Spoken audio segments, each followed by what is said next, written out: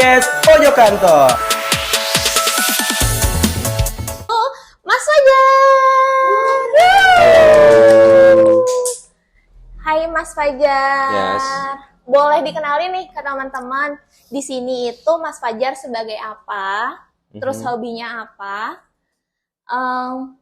Apalagi ya biasanya ulang tahunnya juga boleh, kesukaan, cita-cita juga boleh.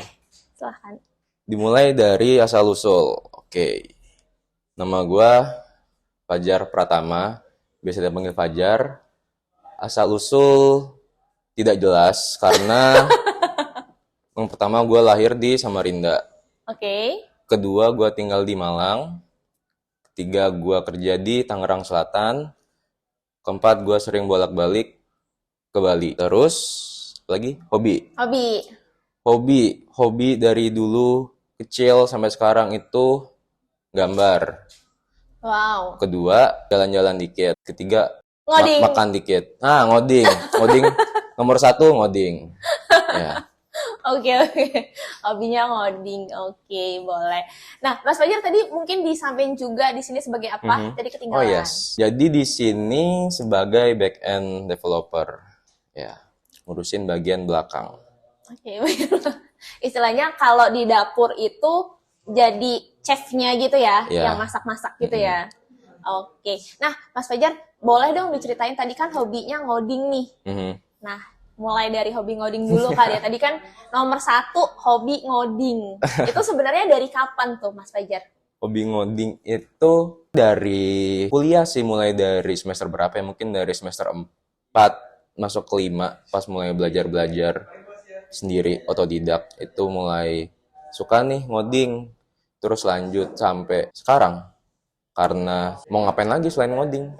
Iya, nggak ada kerjaan lain. Tapi kan Karena tadi gabut. bilang jalan-jalan dikit. Kalau Jalan-jalan. jalan-jalan sama ngoding, sukanya yang mana nih? Paling suka? Jalan-jalan dikit kalau ada yang ngajakin. Oke. Kalau nggak ada yang ngajakin, nggak jalan-jalan dong. Oke. Lebih suka ngoding aja sih. Oh, Iya, ngoding ngoding aja. atau ngapain itulah. Oke. Kalau jalan-jalan kemana tuh biasanya?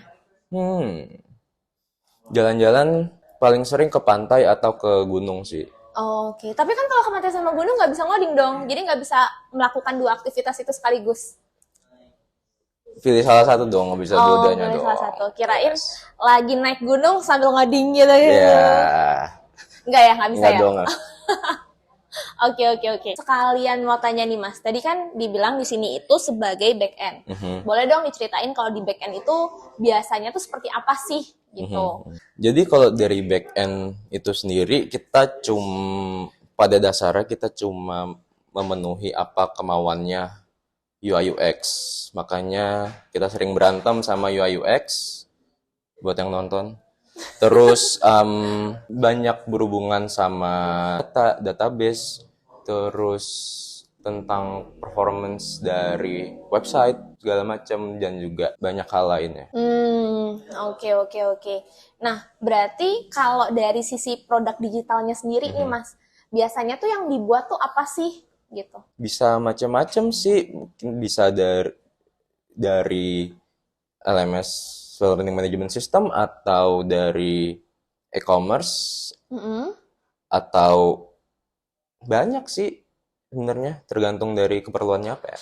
Oke, mobile apps juga termasuk kan? Iya, Mas? termasuk. Oke, berarti memang kalau dibilang semua produk digital, tapi memang dia itu ada di bagian paling belakangnya gitu ya, sesuai dengan namanya back end. Nah, Mas, kalau kita ngomongin tadi kan memang topik pembicaraan pada sore hari ini itu adalah bugs gitu kan, bugs fixing. Nah, kalau bugs itu biasanya terjadi di produk digital mana aja sih Mas, dan apa yang paling sering gitu? Produk digital mana yang bisa kena bugs? Iya. Semuanya. Semuanya, oke. Iya. Tapi yang paling sering apa biasanya? Paling sering. Kayak di satu waktu semua jenis produk digital pasti kena bugs deh. Iya. Paling sering bugsnya bisa macam-macam sih, tergantung dari kebutuhannya mereka apa ya. Oh, oke. Nah, memang kalau dari Jagoan App ini sendiri, kita kan punya produknya itu ada 3 produk unggulan kita. Jadi ada yang namanya Jagoan Shop, itu jagoan e-commerce. Kemudian ada Jagoan POS dan juga ada pembuatan website, company profile seperti itu kan. Nah, dari 3 ini nih Mas, yang paling sering yang mana tuh? Yang ada bugs gitu. Paling sering kena bugs di 3 itu ya? Harusnya di e-commerce. Oh, oke. Nah, kenapa tuh Mas paling seringnya di e-commerce? Soalnya e-commerce itu gimana ya? Karena kan dipakai banyak orang. Banyak orang, terus barangnya ada banyak, terus flow-nya juga mungkin bisa kompleks, terus juga dia perlu bisa handle banyak transaksi segala macam. Nah, bugs yang mungkin paling sering kejadian itu kayak user udah bayar nih, tapi belum masuk paymentnya. Oh, oke. Nah, itu bisa karena dari developernya ada yang lepas nih edge case-nya, nggak dites dulu sebelum naik ke production. Bisa juga dari third party-nya. Maksudnya mereka ngasihnya apa, tapi kita cuma nge-handle-nya apa gitu di belakang, di aplikasinya. Terus juga bisa juga dari QA-nya, karena next stage testing di developer itu dari developer baru ke QA. Nah, itu juga. Oh, oke. Nah, tapi biasanya kalau kita nge-handle ada bugs nih dari klien komplain ke kita, biasanya paling lama tuh kita akan selesaikan itu dalam waktu berapa lama gitu, Mas? Bakal selesai berapa lama ya? Kayak tergantung dari bugs-nya itu gampang atau enggak sih buat dicari, buat direproduce. Itu yang paling pentingnya, bugs-nya itu gampang atau enggak buat direproduce. Soalnya kalau nggak bisa direproduce, kita nggak bakal tahu nih, ini bugs ini asalnya dari mana nih akarnya. Harusnya nggak bakal terlalu lama sih, karena itu bugs production dan harus di fix secepat mungkin. Bakal jadi hotfix mungkin sehari atau paling lama 2 hari. Oke, jadi memang kalau kita ngomongin bugs itu kan sebenarnya banyak gitu ya klasternya. Apakah dia termasuk yang bugs-nya kecil nih atau dia memang besar gitu kan. Itu juga mempengaruhi untuk masa pengerjaan penyelesaian dari bugs itu gitu ya berarti. Nah, Mas, tapi mau tanya nih, kalau bugs sama virus itu sebenarnya sama nggak sih hasil kerusakannya, bisa dibilang gitu ya? Itu apakah sama antara bugs dan juga virus gitu? Bugs sama virus itu 2 hal yang beda sih, bugs sama virus ya. Bugs sendiri itu bahasa Indonesia bugs apa? Serangga, betul. Virus kan lebih little virus. Dan kalau dari website itu kayak nggak bakal kena bugs sih, kena virus. Oke. Iya. Virus itu lebih ke misalnya ada website, website itu ada virusnya dan itu bisa mempengaruhi cara kerja device lo. Gitu. Kayak mungkin ransomware atau virus-virus yang lain, malware. Ya.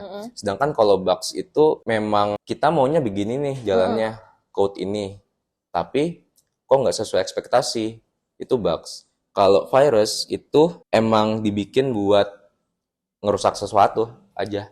Oh, gitu. Jadi misalkan tadi nih, nggak bisa payment. Jadi sebenarnya itu bukan virus ya, itu sebenarnya bugs ya gitu kan. Bukan. Karena takut nih, jangan-jangan dana udah kita bayarin ternyata nggak nyampe nih. Ternyata virus nih. Duitnya bisa balik nggak nih gitu kan. Biasanya kan kita sebagai user kayak gitu nih, takut gitu. Berarti bukan dong ya? Bukan.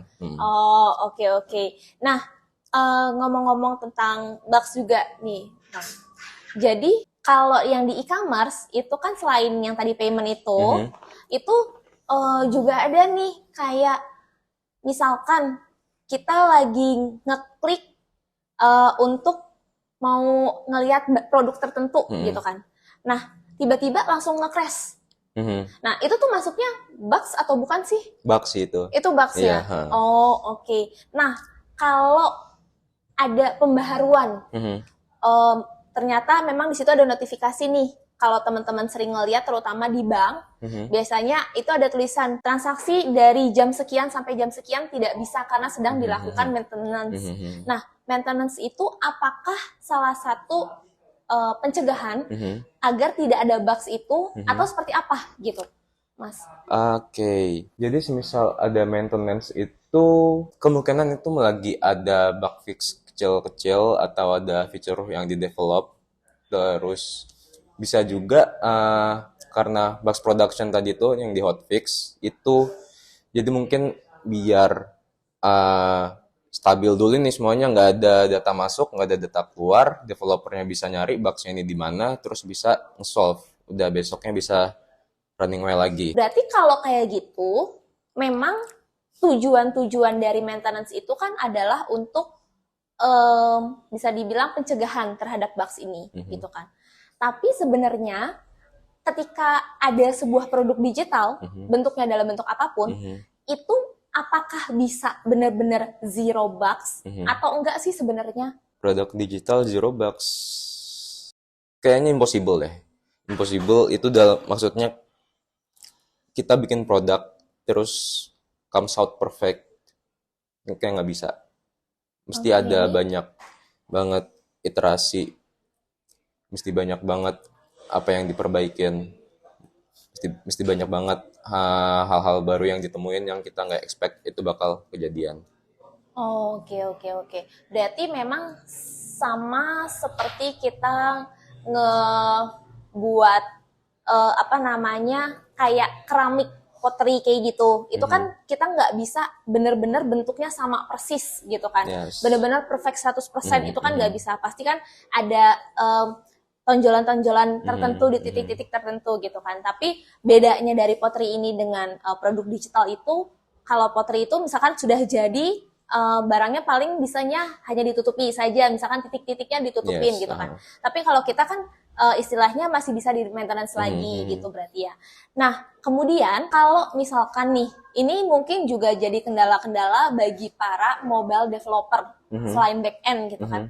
Itu tentang iOS ataupun misalkan software dari misalkan Android nih, dia ngegunain versi berapa gitu kan, dan juga kayak iOS ada versi berapa, itu kan pasti beda-beda nih. Itu apakah salah satu penyebab timbulnya sebuah bugs atau sebenarnya itu tidak mempengaruhi? Nah jadi menurut gue bugs itu banyak asalnya sih, bisa dari human error dari developernya atau dari usernya, bisa juga eksternal dari device atau hal yang lain kayak koneksi atau segala macam atau beda versi aplikasi segala macam. Nah itu tadi juga masuk ke faktor yang eksternal karena si device yang running di iOS atau Android berapa ini, dia expect-nya aplikasinya ini bisa kompatibel sama OS-nya mereka, tapi malah dikasih yang udah lama nih, udah nggak kompatibel. Nah, jadi disitulah mungkin aplikasinya force close atau gimana aplikasinya, itu juga. Jadi mesti ada adjustment rutin sih, iya. Oh, oke. Nah, Mas, kalau kita ngomongin tentang pembobotan dari bugs, nah, hal atau bugs seperti apa yang paling sulit atau paling rumit yang udah pernah Mas Fajar solve atau dikerjakan gitu lah? Bugs yang rumit itu sendiri tuh bugs yang nggak ada di log, nggak bisa di-trace, nggak bisa direproduce. Itu bug yang susah. Semisal klien ada report, ada bugs ini nih. Semisal di salah satu LMS kita ada case peserta nggak bisa lanjut belajar ke materi selanjutnya, nggak bisa ngapain, nggak bisa begitu. Terus itu tuh susah karena nggak tahu nih penyebabnya apa. Jadi mesti di-trace satu-satu datanya, mesti di-trace baris per baris codingannya gimana. Nah, dan itu tuh makan waktu yang lama. Dan menurut gue paling susah itu kalau bugs-nya itu ada di anomali data. Jadi kayak datanya ini harusnya gimana, expect-nya dia gimana, tapi beda nih, jadinya bugs. Jadi behavior si website-nya ini beda. Oke. Nah, misalkan kalau tadi kan dibilang, oh ternyata nggak bisa nih. Misalkan ada peserta yang dia mau klik apa ternyata nggak bisa gitu kan. Nah, kalau ternyata itu masalah koneksinya mereka, itu termasuk itu kalian kan udah nyari nih, kalian udah nyari boxnya susah banget, ternyata koneksinya si pesertanya ini yang jelek. Nah kalian tuh bisa dapat notice nggak sih kayak gitu, kayak dapat oh ternyata kita nggak ada yang salah nih, yang salah dari pesertanya ini. Kalian bisa kayak gitu nggak sih? Belum menyatakan kalau ini nih emang bugs dari device. Biasanya gue tuh selalu ngetes berulang-ulang dulu. Gue cobain, gue buka. Kalau oke semuanya, baru gue diemin, terus gue perhatiin lagi bakal ada report lagi atau enggak. Kalau enggak ya udah, jadi gue biarin aja mereka introspeksi diri dulu. Oke. Karena pernah kejadian kayak misalkan kita sebagai user nih, kita pengen belanja gitu kan, tapi posisi kita tuh lagi ada di jalan raya. Which is kalau di jalan raya itu kan mungkin koneksinya nggak stabil ya. Jadi kadang ketika mau payment ataupun lagi mau ngeliat produknya itu tiba-tiba nggak bisa. Terus kita kayak, wah ini aplikasinya nih yang nggak bisa, ternyata emang karena jaringan kitanya yang jelek gitu kan. Itu juga sih kayaknya bakal jadi PR juga deh buat website e-commerce, terutama kayak Jagoan, buat ngehandle traffic yang dari koneksi yang rendah. Oke, betul. Tapi sebenarnya tenang aja sih, karena kalau untuk masalah bugs fixing kayak gitu, kalau kita kan sendiri udah jago ya, jadi untuk teman-teman nggak perlu takut ketika kalian ngebuat e-commerce di Jagoan App, terus tiba-tiba ada kendala nih gitu kan, kalian bisa banget langsung kontak ke kita, karena tanpa lama kita akan langsung perbaikin si bugs-nya itu gitu. Jadi teman-teman nggak perlu khawatir, karena semakin sering suatu aplikasi ataupun misalkan e-commerce itu dia sering ngebugs, kadang kan yang kena dari sisi brandnya kan, gitu kan, dia nggak tahu developernya siapa. Nah jadi teman-teman harus banget perhatiin untuk para developer itu mereka bisa nggak secara cepat untuk menyelesaikan masalah kalian, karena jangan sampai brand kalian yang akhirnya terlihat jelek karena dari e-commerce kalian yang nggak running well. Oke. Nah, ini thank you banget Mas. Sekarang kita masuk ke sesi mini games. Profil atau back end? Sorry. Profil. Sorry. Nyasar di tengah hutan atau ketemu setan di tengah hutan? Nyasar, tapi nyasar. Oke. Nggak ketemu nasi sebulan atau nggak ketemu pacar sebulan? Nggak ketemu nasi deh. Kucing atau anjing? Kucing. Naik gunung sama bestie atau naik gunung sama pacar? Aduh, bestie dulu dah. Oke. Tim tomat itu sayur atau tim tomat itu buah? Tomat itu buah. Solo hiking atau solo group? Solo group. Solo hiking atau grup? Tergantung. Bisa tergantung nggak? Enggak. Grup. Jalan satu. Oke. Jalan sama pacar ke mall atau naik gunung bareng temen? Jalan bareng pacar dah. Bugs fixing 1 minggu atau tambahan fitur dadakan? Tambahan fitur dadakan. Lanjutin buat ulang project gede atau lanjutin tapi codingan berantakan?